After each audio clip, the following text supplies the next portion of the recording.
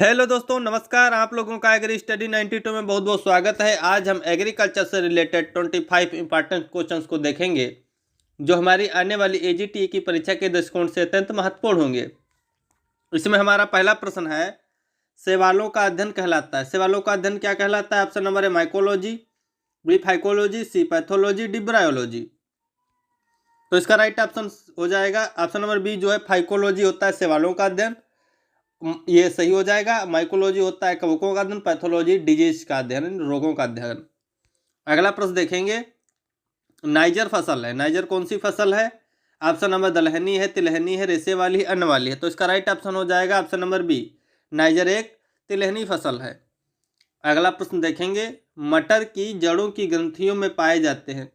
मटर की जड़ों की ग्रंथियों में पाए जाते हैं विषाणु पाए जाते हैं, बेसिलस जीवाणु पाए जाते हैं, राइजोबियम जीवाणु पाए जाते हैं, कोई नहीं। तो इसका राइट ऑप्शन हो जाएगा, मटर की जड़ ग्रंथियों में राइजोबियम जीवाणु पाए जाते हैं।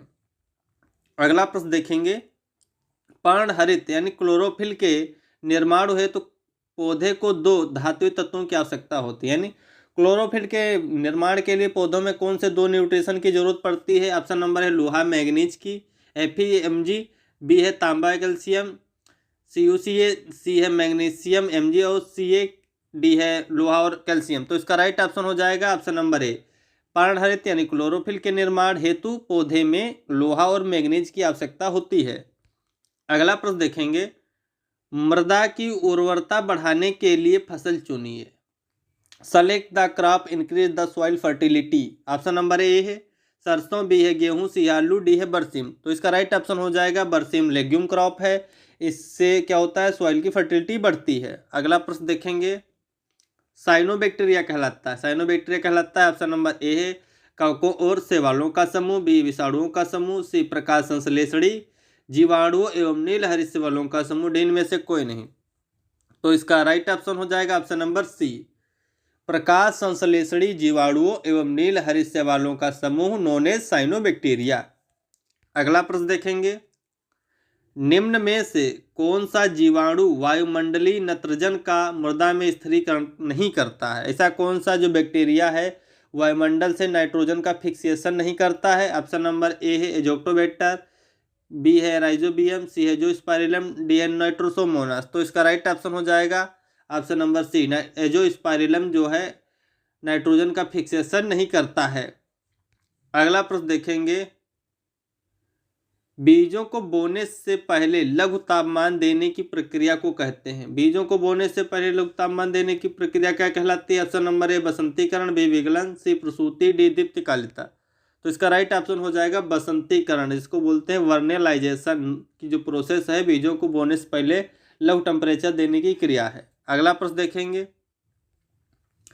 फूल गोभी ब्रेस्का ओलेरेसिया ब्रोटाइटिस जिसे बोलते हैं, बोटेनिकल नेम है इसका, विप्टल रोग उत्पन्न होता है। फूल गोभी में विप्टल होता है। ऑप्शन नंबर है बोरान की कमी, सी तांबा की कमी, सी मोलिब्डेनम की कमी, डी कैल्शियम की कमी। तो इसका राइट ऑप्शन हो जाएगा फूल गोभी का विप्टल होता है मोलिब्डेनम यानी MOB की कमी से। अगला प्रश्न देखेंगे, नाइट्रोजन स्थिरीकरण करते हैं। ऑप्शन नंबर हरे शैवाल, बी भूरे शैवाल, सी लाल शैवाल, डी नीलहरित शैवाल यानी ब्लू ग्रीन एल्गी। तो इसका राइट ऑप्शन हो जाएगा ऑप्शन नंबर डी, जो नीलहरित शैवाल होते हैं वो नाइट्रोजन स्थिरीकरण करते हैं। अगला प्रश्न देखेंगे, भारत में मेक्सिको से गेहूं की किस्म आई थी। भारत में मेक्सिको से कौन सी वैरायटीज आई थी? नरमा रोजो है, S227 है, सी है सोनारो 64, ड्यूप्रो सभी। तो इसका राइट ऑप्शन हो जाएगा सभी। भारत से नरमा रोजो है, सोनारो 64 है, S227 ये सभी वैरायटीज आई थी। अगला प्रश्न देखेंगे, पौधों में ऊर्जा निर्माण कार्य निम्न में से किस तत्व द्वारा पूर्ण किया जाता है? पौधों में ऊर्जा निर्माण कार्य किस तत्व के द्वारा पूरा होता है? ऑप्शन नंबर है पोटास, बी है लोहा, सी है फास्फोरस, डी है मैग्नीशियम। तो इसका राइट ऑप्शन हो जाएगा ऑप्शन नंबर सी, फास्फोरस जो होता है पौधों में ऊर्जा निर्माण कार्य पूर्ण करता है।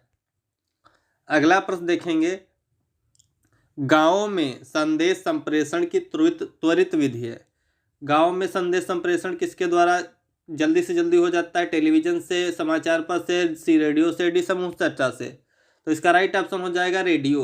गांव में संप्रेषण कार्य जो तीव्रता से रेडियो से हो जाता है।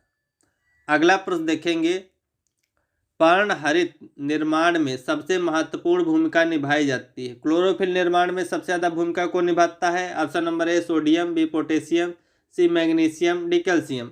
तो इसका राइट ऑप्शन हो जाएगा ऑप्शन नंबर सी। पर्णहरित निर्माण में मैग्नीशियम सबसे ज़्यादा महत्वपूर्ण भूमिका निभाता है। अगला प्रश्न देखेंगे, राजस्थान कृषि विश्वविद्यालय जो 1987 में स्थापित हुआ वो कहाँ पर है? जयपुर में है, उदयपुर, बीकानेर, डी अजमेर। तो इसका राइट ऑप्शन हो जाएगा ऑप्शन नंबर सी, बीकानेर में जो राजस्थान कृषि विश्वविद्यालय 1987 में स्थापित हुआ। अगला प्रश्न देखेंगे, नाइट्राइट को नाइट्रेट में परिवर्तित करने वाले जीवाणु का नाम। ऐसे कौन से जीवाणु हैं जो नाइट्राइट को नाइट्रेट में परिवर्तित करते हैं? Option number A Nitrosomonas, B Nitrobacter, C Heterosomonas, D Rhizobium. तो इसका राइट ऑप्शन हो जाएगा ऑप्शन नंबर बी, नाइट्रोबैक्टर जो होता है वो नाइट्राइट को नाइट्रेट में परिवर्तित करता है। अगला प्रश्न देखेंगे, अमोनिया को नाइट्राइट में परिवर्तित करने वाले जीवाणु। Option number A Nitrosomonas, B Nitrobacter, C Clostridium, C D Rhizobium. तो इसका राइट ऑप्शन हो जाएगा अमोनिया को नाइट्राइट में बदलते हैं वो कहलाते हैं नाइट्रोसोमोनास, और जो नाइट्राइट को नाइट्रेट में परिवर्तित करते हैं वो कहलाते हैं नाइट्रोबैक्टर। तो इसका राइट ऑप्शन हो जाएगा ऑप्शन नंबर ए, अमोनिया को नाइट्राइट में नाइट्रोसोमोनास बैक्टीरिया परिवर्तित करता है। अगला प्रश्न देखेंगे, धान का खैरा रोग उत्पन्न होता है। धान का जो खैरा डिजीज है फिजियोलॉजिकल डिजीज है, ये न्यूट्रिशन की कमी से होता है। कौन सा न्यूट्रिशन है? बोरान की कमी से, मैग्नीज यानी एमएन की कमी, टॉक्सिसिटी से, सी है मैग्नीशियम की कमी से, डी है जस्ते की कमी से। तो इसका राइट ऑप्शन हो जाएगा option number D, deficiency of जड़ यानी जस्ता की कमी से धान का खैरा रोग होता है। अगला प्रश्न देखेंगे, ह्यूमस एक कार्बनिक पदार्थ है जो कि है आकारहीन है, कोलाइडी पदार्थ है, सी भूरा काला मिश्रण है, डी सभी। तो इसका राइट ऑप्शन हो जाएगा सभी। ह्यूमस जो होता है कार्बनिक पदार्थ, आकारहीन होता है, कोलाइडी पदार्थ होता है, भूरा काला मिश्रण होता है। अगला प्रश्न देखेंगे, निम्नलिखित में से कौन सा म्यूरेट ऑफ पोटास कहलाता है? कौन सा एमओपी यानी म्यूरेट ऑफ पोटास कहलाता है? ऑप्शन नंबर ए है पोटेशियम नाइट्रेट, बी है पोटेशियम आयोडाइड, सी है पोटेशियम सल्फेट, डी है पोटेशियम क्लोराइड। तो इसका राइट ऑप्शन हो जाएगा ऑप्शन नंबर डी, जो पोटेशियम क्लोराइड होता है वो कहलाता है म्यूरेट ऑफ पोटास। अगला प्रश्न देखेंगे, भारत का सोयाबीन प्रांत किसे कहते हैं? Option number A Rajasthan, B Bihar, C Madhya Pradesh, D Karnataka. तो इसका राइट ऑप्शन हो जाएगा ऑप्शन नंबर सी, मध्य प्रदेश को सोयाबीन प्रांत कहते हैं। सोयाबीन का बोटनिकल नेम होता है glycine max.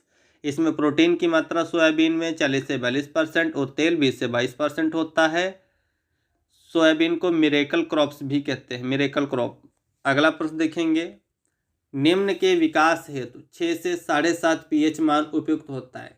Option number bacteria के सर्वाइवल के लिए 6 से 7.5 pH मान उपयुक्त है, बी एजोटोबैक्टर, सी नीलहरी शैवाल, डी प्रो सभी। तो यहाँ पे राइट हो जाएगा ऑप्शन नंबर डी, सभी के लिए 6 से 7.5 pH जो होता है उपयुक्त माना जाता है। Thanks for watching, please like and subscribe my channel.